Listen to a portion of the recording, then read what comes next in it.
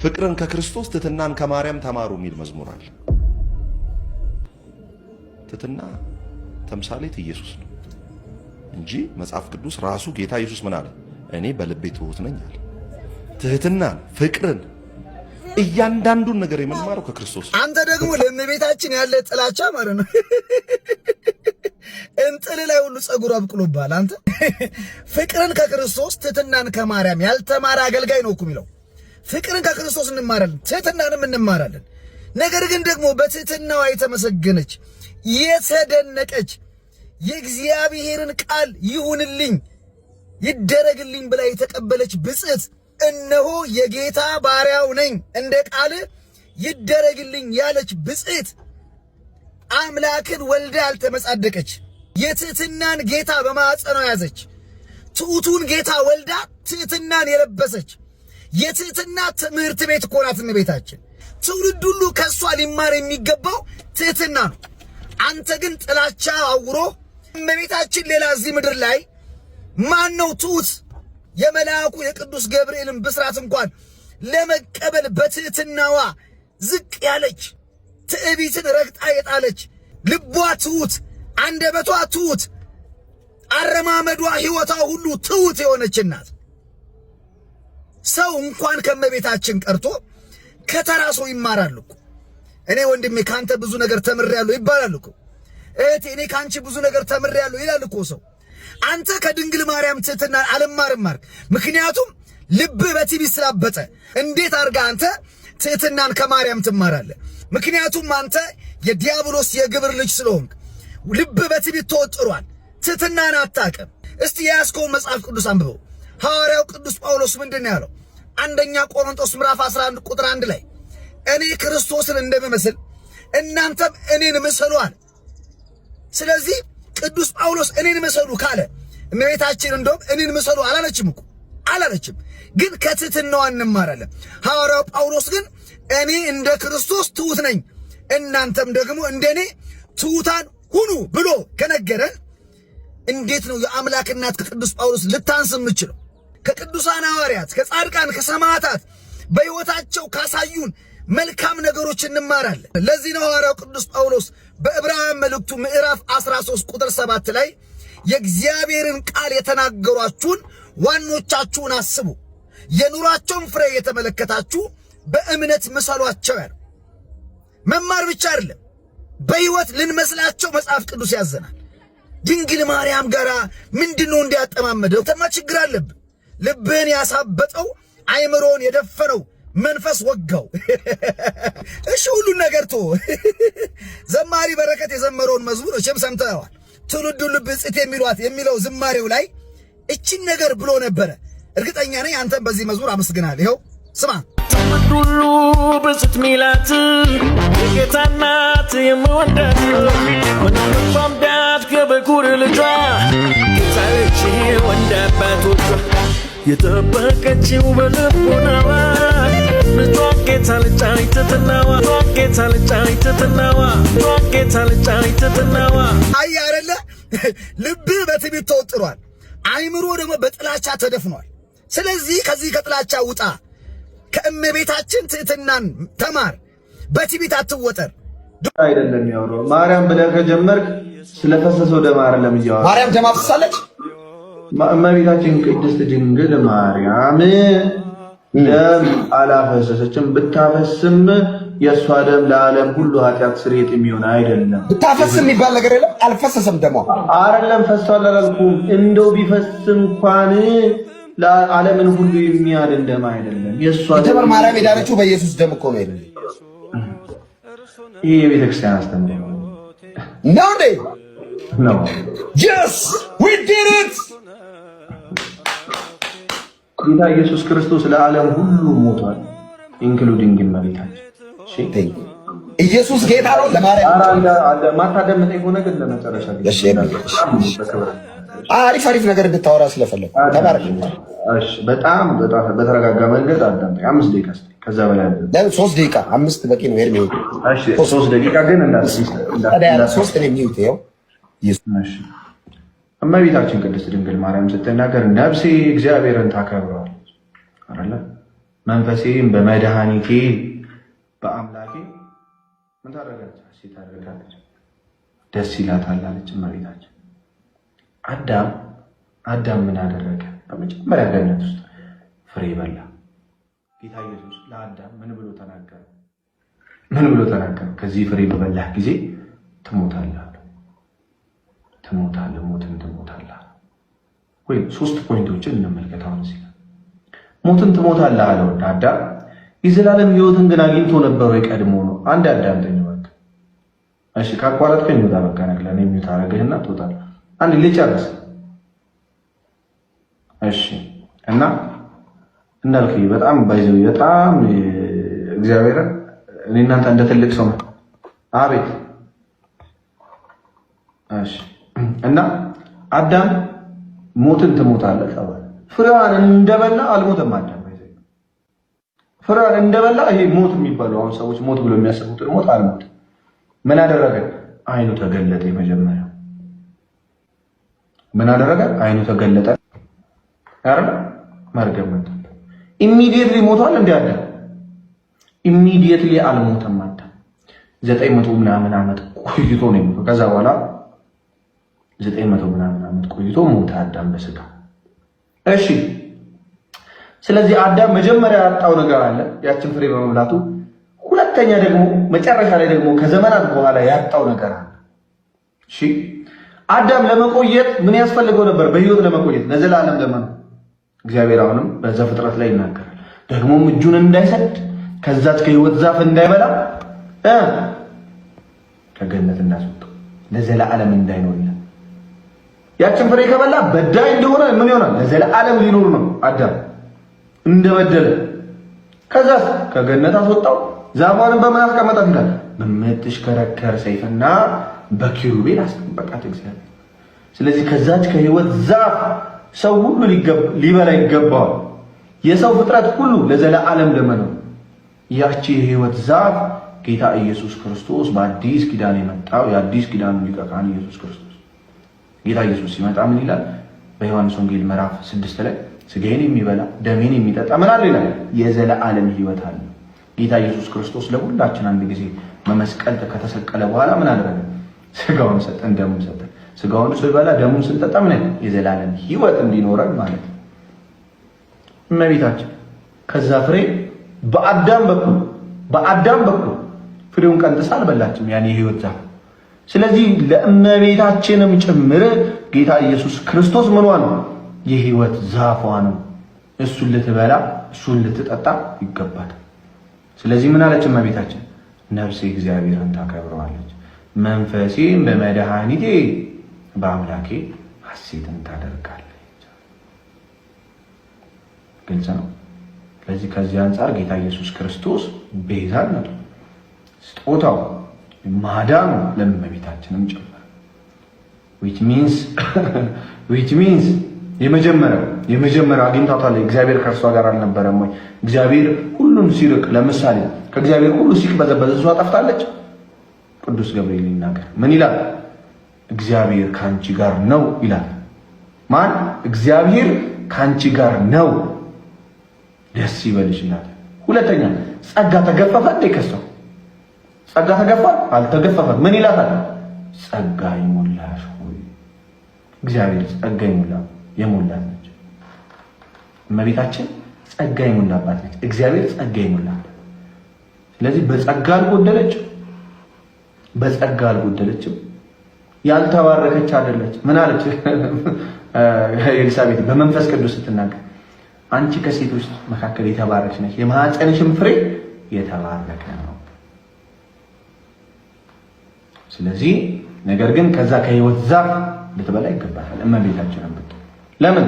የዘላለም ህይወት ማግኘት ስላለበት ሁሉ ሊበላ ይገባል። ነገሯ ትክክል ተናገረች። ስለዚህ የእመቤታችን አሰምሽኗ ትክክል ነው። ግን ትክክል የሆኑ ሁሉ ነገሮች ደግሞ ዶግማ ናቸው ደግሞ የሚባል ነገር የለም። ትክክል የሆኑ ነገሮች ሁሉ ዶግማ ናቸው የሚል አላመጣህም። አንተም እስካሁን ድረስ ባላመጣው ነገር ነው ጥያቄ እያቀረብክ ራሱ ያለው።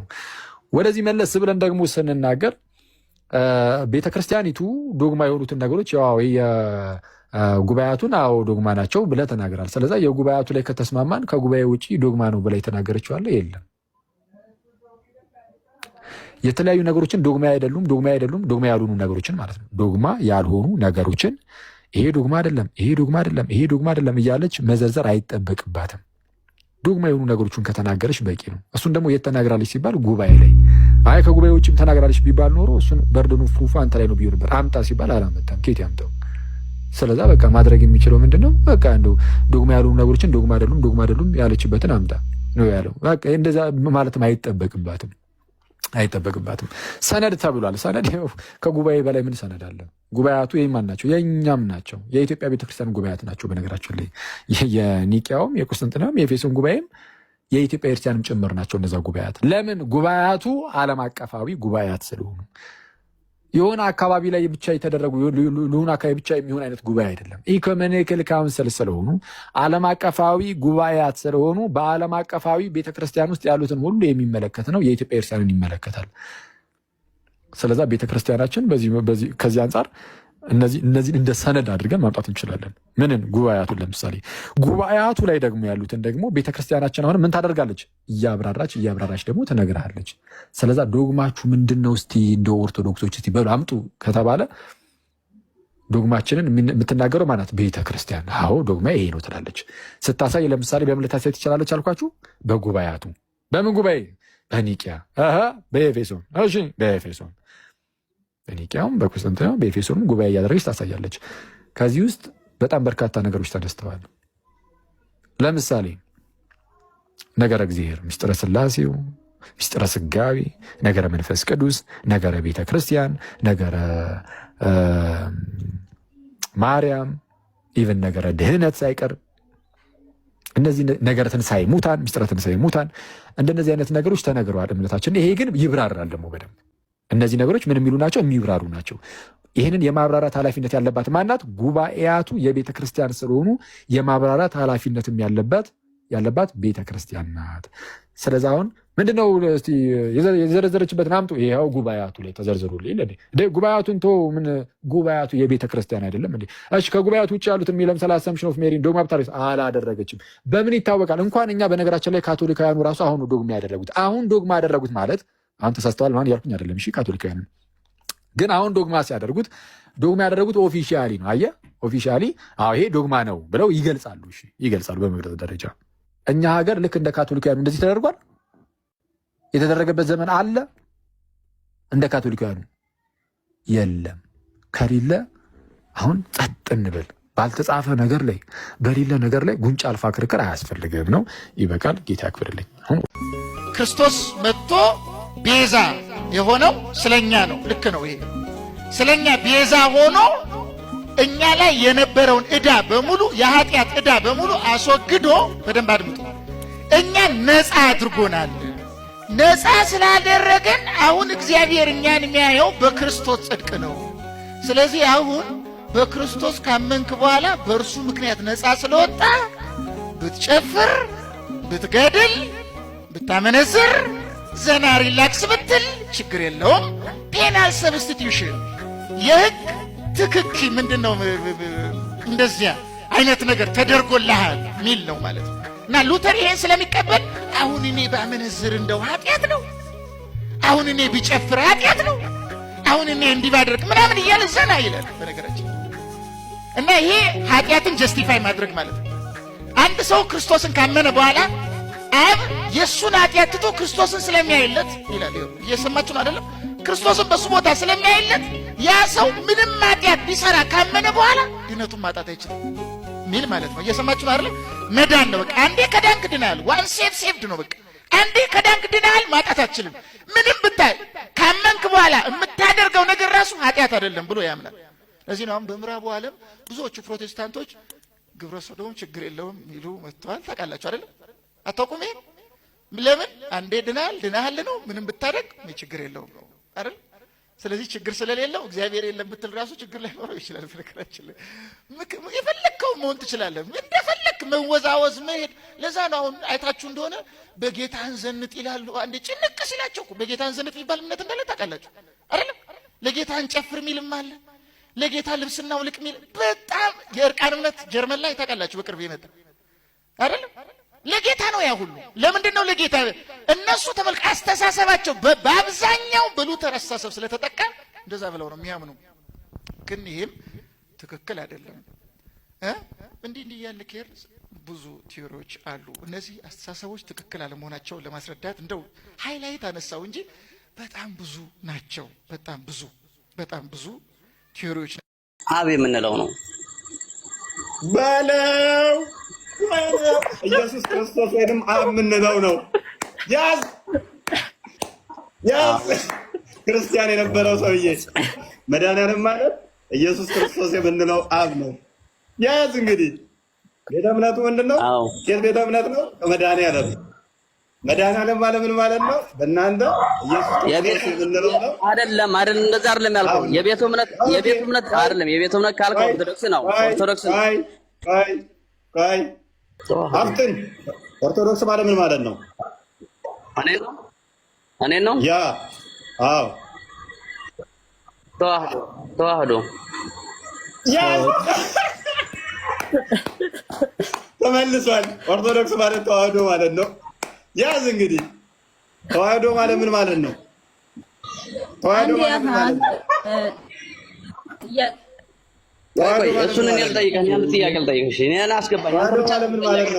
አንተ ብቻ አይደለም ጠያቂ። ጥያቄ ልጠይቅህ፣ አንድ ጥያቄ ልጠይቅህ። ተዋህዶ ማለት ምን ማለት ነው? አንተ ብቻ አይደለም ጠያቂ። እኔንም እኮ ጣልቃ አስገባኝ። እኔ ልጠይቅህ። የወጣሁት ብላ የለ ደፋሩ ሰውዬ ሲከብድህ እስልምናው ላይ ከክርስቲያን ነው የወጣሁት አልክ። ተዋህዶ ማለት ምን ማለት ነው? ልመልስልህ አልችልም። ጥያቄ ልጠይቅህ። አንተ ብቻ አይደለም ልጠይቅህ። አታውቀውም። እዩ ፕሮቴስታንቱ ተሻምቶ ሊወስድብን ነው። እኛ ግን እዛ አካባቢ ላይ ያሉት አባቶች ላይ የምናነሳቸው ትችቶች ምናምን ነገር ጥሩ አይደለም። በቃ እንደ አባት ከተሾሙ ቤተክርስቲያን ስልጣን ከሰጠቻቸው እንደ አባት የመቀበል ግዴታ አለ። አቡነ ሩፋኤልንና ብፁዕ አቡነ ሳቢሮስ ላይ ከፍተኛ ትችት ነው ማየው ከኛ ሳይድ። ወንድማችን ልደተ ቃል የተናገራቸውን የተወሰኑ ቪዲዮዎችን ለመመልከት ሞክሬያለሁኝ እና ምን አስታወስኩኝ፣ የዛሬ 2 ዓመት ገደማ አንድ ቦታ ለጉባኤ ተጋብዤ ለወንጌል አገልግሎት ሄድኩኝ። ልክ እዛ እንደደረስኩኝ እንደገባን አውደ ምሕረት ላይ ስንወጣ የደብሩን ሰባኪ ወንጌል ጠየቅኩት። ማለት ያው ኦሮሚያ ክልል ውስጥ ስንሄድ በሁለቱም ቋንቋ ስለሆነ የምናገለግለው ግን ደግሞ እንደ ቦታው ሁኔታ ስለሆነ የምናገለግለው ጠየቅኩት። እንዴት ነው እዚህ አካባቢ ግማሹን አማርኛ ግማሽ አፋን ኦሮሞ ነው ወይስ አብዛኛው አፋን ኦሮሞ ሆኖ የተወሰነ አማርኛ ነው? እንዴት ነው ያለውን እስኪ ንገረኝ ምናምን ስለው መለሰና ምን አለኝ፣ አይ መምህር ሁሉም ክርስቲያኖች ናቸው አለኝ። እዛ ግራ ገባኝ። እንዴ ሁሉም ክርስቲያንማ ያው መቼስ ቦታ አልሳትኩም ቤተክርስቲያን የመጣሁት ብዬ አይ ማለቴ አብዛኛውን ኦሮምኛ ልጠቀም ወይስ አብዛኛውን አማርኛ ተጠቅሜ የተወሰነ ኦሮምኛ ልጠቀም ወይስ እንዴት ነው የቋንቋ አጠቃቀሙን ነው ብዬ ደግሜ ጠየቅኩት መምህሩን። አይ መምህር ምንም እንዳታስብ ምንም ችግር የለውም ሁሉም ክርስቲያኖች ናቸው ሲለኝ እግዚአብሔር ምስክሬ ነው ምንም አልገባኝም። እዛ ባለመረዳት ተውኩትና ከዛ በኋላ የሰንበት ተማሪዎቹን የዝማሬ አቀራረብ እንደገና ደግሞ የተሰሩትን አንዳንድ የዲኮር ስራዎችንና ተወሰነ ነገር ተመልክቼ የገባኝ ሐሳብ አለ። ስለዚህ ወጣውና አብዛኛውን ከ80% 90% በሚባል ደረጃ አማርኛ አስተምሬ የተወሰነ ኦሮምኛ ተጠቅሜ ወረድኩኝ። ከዛ በኋላ ጠራውትና መምህሩን ቅድም ያልከኝ ሐሳብ አልገባኝም ስለው አንዱ ተቀበለና ምን አለኝ፣ እዚህ አካባቢ አማርኛ ተናጋሪዎች ክርስቲያን ነው የሚባሉት፣ አፋን ኦሮሞ ተናጋሪዎች ደግሞ ሙስሊም ነው የሚባሉት፣ ወይም ደግሞ በሌላ ወይ ፕሮቴስታንት ወይ ዋቄ ፈታ ነው ሊሆኑ የሚችሉት እንጂ ኦርቶዶክስ ሆኖ አፋን ኦሮሞ ተናጋሪ እንደሌለ ነው ቦታው ላይ የሚያንጸባርቀውና ይሄ ነገር በደንብ እንደተለመደ ነገሩኝ። እና ምን ልላችሁ ፈልጌ ነው፣ በደንብ ነው የተሰራብን፣ በደንብ ነው የተኛ ነው። ኦሮሚያ ውስጥ ያለችዋ ኦርቶዶክሳዊ ተዋህዶ ቤተክርስቲያን ገና እርምጃ አልጀመረችም፣ ገና መራመድ አልጀመረችም። እኛ መሐል አዲስ አበባ ቁጭ ብለን እኛ በውጪ ዓለማት ላይ በተለያዩ ቦታዎች ላይ ቁጭ ብለን የአርሲ ውስጥ አርሲ ውስጥ ያለ ቄስ እንዴት እንደሚቀድስ አናቅም። ወለጋ ያለችው ቤተክርስቲያን ምን እንደምትመስል አናቅም። እና ሐረር ባሌ ያሉት አብያተ ክርስቲያናት እንዴት እንደሆኑ አናቅም። በጣም ካወቅን የምናውቀው በዚህ በአዲስ አበባ ዙሪያ ሸዋ ውስጥ ያለችው ቤተክርስቲያን ነው ካወቅን የምናውቀው። እሱም ደግሞ ምን አይነት ፈተና እንዳለው አናቅም። እና ገና ነው። ሌሎች በጣም ኦሮሚያ ውስጥ የሚታወቁ 3 ሃይማኖቶች ምንጫቸው ከኦርቶዶክስ ነው፣ የሚወስዱት ከኦርቶዶክስ ነው። ገሌ ብዬ የምጠራላችሁ አይደለም፣ ከኦርቶዶክስ ነው የሚወስዱት። እኛስ በየጊዜው በተለያየ የፖለቲካ አጋጣሚ በሚሰሩብን ድራማዎች ያንን የሚሰራብንን ደግሞ ድራማ ተቀብለን የምንተውን እኛ በተለያየ አጋጣሚዎች የምንሰራቸው ስራዎች ኦሮሚያ ውስጥ ያለችዋን ቤተክርስቲያን እያዳከማት ነው። እንደው ግራቀኝ አይተን አገናዝበን ቤተክርስቲያንን የሚጠቅም ነገር ብንሰራ ተሰርቶብናል፣ ብዙ ተሰርቶብናል፣ ብዙ ተደክሞብናል፣ ብዙ ተወስዶብናል። እንዲህ ያለን ጥምቀትና መስቀል ሲመጣ ብዙ ሆነን ስንወጣ ያለን ይመስለናል እንጂ ውስጡን በጣም ተበልተን አልቀናል፣ የለንም። በየአመቱ ከኦርቶዶክስ ወደ 3ቱ ሃይማኖቶች የሚወጣው ህዝብ እኮ ቀላል አይደለም። ቲክቶክ ላይ በመናየው የተወሰነ ሰው ላይቭ ገብቶ ሲያስተምር 2000 3000 ሰው ስላለ ወይ ደግሞ መስቀል አደባባይና ለጥምቀት በዓል የሚወጣውን ህዝብ ስላየን አይደለም። ውስጡን በጣም ቤተክርስቲያኗ እየተበዘበዘች ቤተክርስቲያኗ ዋጋ እየከፈለች ነው ያለችው። ወንድማችን ልደተ ቃል ምን እያለ ነው? ኮፒ ሊንክ እያረጋችሁ እስኪ አደምጡት። እዚህ ያሰራል። ወንጌልን በአፋን ኦሮሞ ለህዝቡ ማድረስ ማሰማት አለብን። ወንጌል መሰበናችን ናችሁ። ብሔር ቀለም ሳትለዩ በጣም ነው የሚገርመኝ ነገራችሁ። በርካታ በዓለም ውጭ ያሉ የአማራ ክልል ልጆች፣ የትግራይ ተወላጆች፣ የደቡብ ተወላጆች፣ የኦሮሚያ ተወላጆች ኦሮሚያ ላይ ጉባኤ ላዘጋጅ ስል በጣም ይፈጥናሉ። የአማራ ክልል ልጆች ምናምን እጃቸውን በጣም በብዙ ዘርግተዋል። በቃ ይሄ ወንጌል በደንብ መሰበክ አለበት ምናምን ከሚለው ሐሳብ አንፃርና በቅር የሰራዊት ጌታ ሉላ አምላክ እግዚአብሔር ቢፈቅድልን ክፍተቶችን እያጠበብን ስራዎችን እየሰራን የኦርቶዶክስን አንድነት እያሳየን የብሔርተኝነትን ከመሃል እያስወጣን ለኛ አይመለከተንም። እኛ ሰማያዊ መንግስት ለማገልገል የመጣ ነው። ሀገራችን በሰማይ ነው። በምድር የምንጣላበት የምንሻማበት ነገር የለም። ቤተክርስቲያን የትም ቦታ አንዲት ናት። ቤተክርስቲያን የትም ቦታ አንዲት ናት። የምንሻማበት የምንጣላበት ምንም የምንልበት ምንም ምክንያት እንደሌለ አስረግጬ ልነግራችሁ እወዳለሁ። በዚህ አገልግሎት ላይ ደግሞ አብራችሁ እንደምትቆሙ እኔ በጣም ከይቅርታ ጋር ጆሮዬ እንዳይሆን እኔ እንደዛ ነው ያልኩት እንጂ ሌላ ነገር አላልኩም። ኦኬ። አንቺ የ6 ዓመት ልጅሽን ለ54 ዓመት ሰው ትድሪያለሽ? ያው በድሮ ሰዓት ራሷ እኔ ደርሻለሁ ብላለች አሉ። ታዲያ ምን ላድርግ ካለች የቱ ጋር ነው እኔ ደርሻለሁ ያሉት? እንደ ማስረጃ ሰጥተውሻል? ሐዲስ ላይ አሉኝ። እኔ ሐዲስ ላይ የትኛው ሐዲስ ላይ እንደሆነ አላውቅም። አስነብበውሻል? እነሱ ናቸው ያነበቡት፣ ግን የት ላይ እንዳነበቡ አላውቅም። እንዲህ ብሎ ያስረዳሽ ኡስታዝ የትኛው ነው? ኧረ ብዙ ናቸው። አንቺ ልጅሽ እንደው እስቲ ትበልና ይሁንና አንቺ የ6 ዓመት ልጅሽ እማዬ ደርሻለሁ ዳሪኝ ለ54 ዓመት ሰውዬ ብትልሽ እሺ አግቢ ትያታለሽ? አይ እኔ ማለት አሁን እኮ ህፃን ናቸው። በፊት ግን ትልቅ ነበሩ አሉ። እኔ ምን አውቃለሁ? ጨዋታውን አመጣሽው። የድሮ 6 ዓመት ልጅ እና የአሁን 6 ዓመት ልጅ ይለያያሉ። የድሮዋ 6 ዓመት ልጅ እንዳሁኑ 30 ዓመት ሴት ነች እያልሽኝ ነው?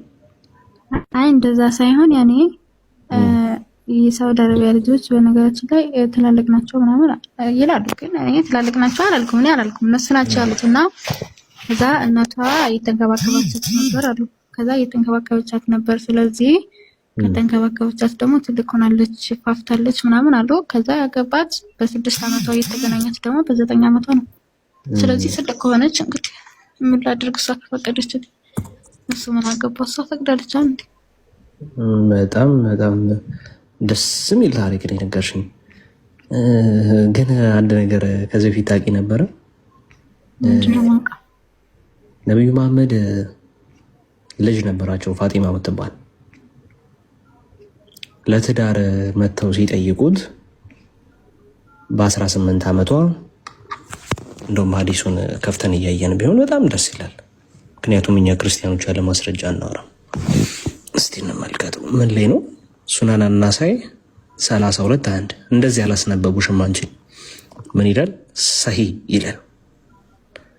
ተመልካች ናሬትድ አብደላህ ቢን ቡርዳህ ይላል። በማን የተዘገበው?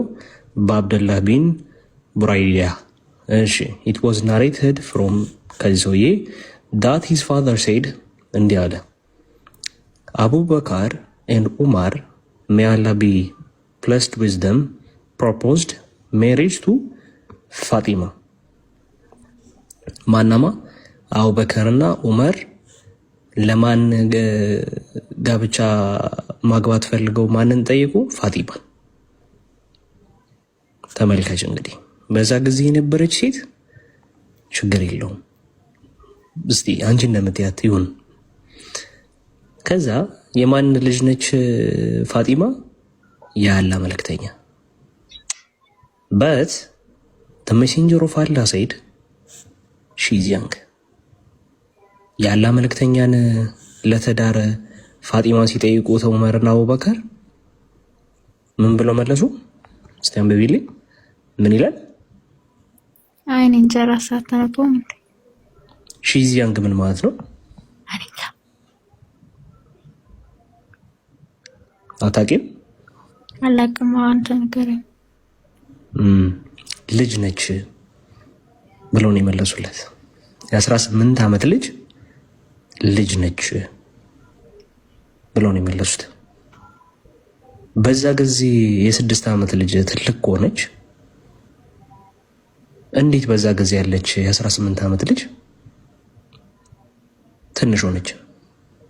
እኔ ሄና አታውቂም? እረዳለሁ፣ አውቃለሁ። ለራስ ሲቆርሱ አያሳንሱ። ለራስ ሲሆን ችግር የለም። በራስ ግን መጥቶ ሲነካ ያው ፋጢማ የምትባል ልጅ እንደነበራቸው ታውቂያለሽ አይደል?